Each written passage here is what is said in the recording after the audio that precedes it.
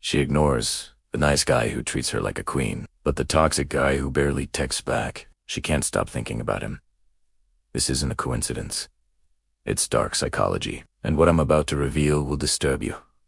By the end of this video, you'll understand the psychology behind toxic attraction. And trust me, you'll never look at relationships the same way again. Let's start with the most uncomfortable truth. Toxic men understand female psychology better than nice guys ever will. Stay with me.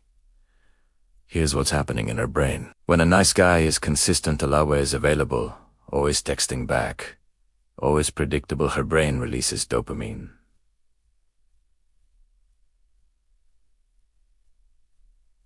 In small, steady amounts, it's comfortable. It's safe. But here's the problem. It's also boring. But the toxic guy, he's inconsistent. One day he's texting paragraphs. The next day, he ghosts for 3 days. This creates what psychologists call intermittent reinforcement. Her brain gets massive dopamine spikes, followed by crashes.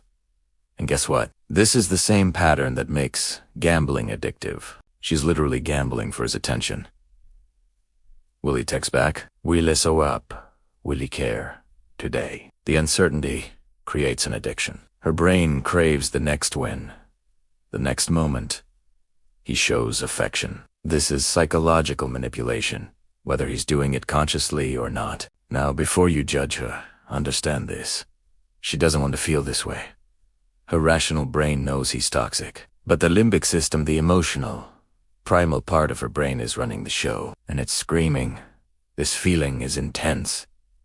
This must be love. Here's where it gets deeper. Most women attracted to toxic men had inconsistent love in childhood. Maybe her father was emotionally unavailable. Maybe her parents' love was conditional. Maybe affection came with chaos. So her brain learned a dangerous equation. Love equals uncertainty. Love equals working hard for attention. Love equals proving your worth. When a nice guy shows up offering stable, consistent love, her brain literally doesn't recognize it as love. It feels wrong.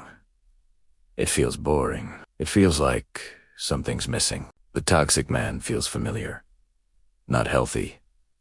Not good. But familiar. And the human brain is wired to seek familiarity over happiness.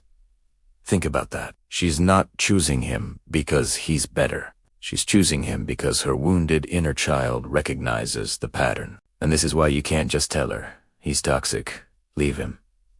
Her attraction isn't logical.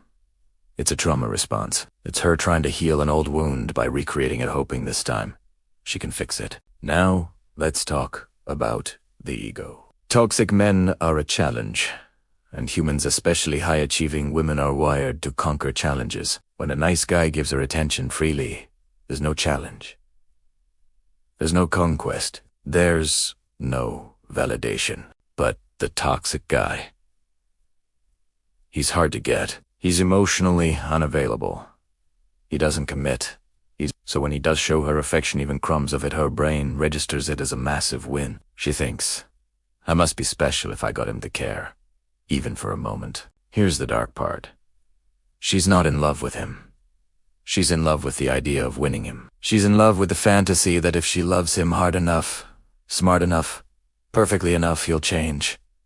He'll choose her. He'll prove she was worth it all along. But this is a trap, because she's outsourcing her self-worth to someone who will never give it to her. She's trying to prove to herself that she's lovable by earning love from someone incapable of giving it. Now let's get into the really dark psychology. Research shows that men with Dark Triad personality traits, Machiavellianism, and psychopathy are often more sexually successful in the short term. Why?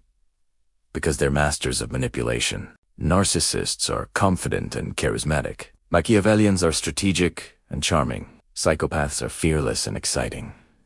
In small doses, these traits trigger attraction. They fake confidence so well, she mistakes it for strength. They manipulate emotions so smoothly, she mistakes it for passion. But here's what she doesn't see at first.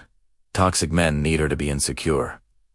They need her to question herself, because a confident woman wouldn't tolerate their behavior. So they use gaslighting, hot and cold treatment, and emotional withdrawal to keep her off balance. It's not love. It's control. So, what's the solution? First, if you're a woman watching this, and you recognize yourself, you're not broken. You're not stupid. You're responding to deep psychological patterns. Awareness is the first step. The work is internal. Heal the childhood wound. Build self-worth that doesn't need external validation. Learn what healthy love actually feels like, even if it feels boring at first. And if you're the nice guy wondering why you finished last, being nice isn't the problem. Being predictable and having no boundaries is. You don't need to become toxic. You need to become secure, confident, and emotionally unavailable to chaos. That's attractive. If this opened your eyes, subscribe for more dark psychology. Drop a comment. Have you experienced this? I'll see you in the next one.